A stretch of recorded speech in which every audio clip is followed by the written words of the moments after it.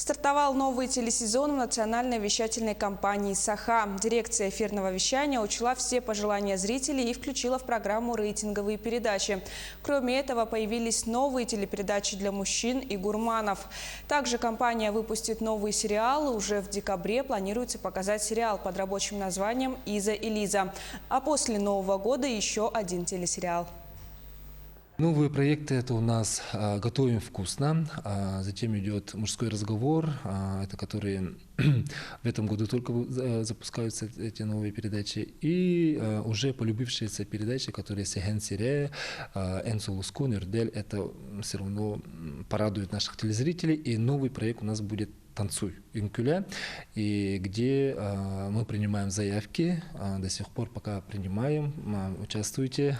Там не более 10 человек, коллектив должен быть с республики, и там не участвуют непрофессионалы, это самодеятельные коллективы. Также с этого дня радио ТТ можно слушать через новое мобильное приложение. Дирекция радиовещания НВК «Саха» запустила новое мобильное приложение на платформах iOS и Android. Таким образом, пользователи могут слушать якутское радио в любой точке мира, где есть интернет.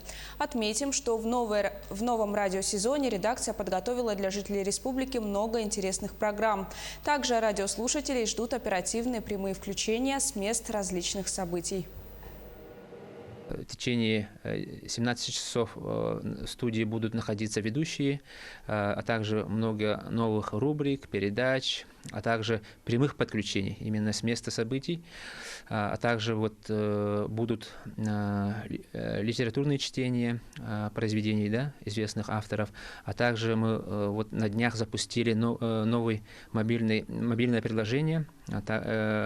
Таким образом можно слушать радио в любой точке мира, где есть интернет и мобильная связь.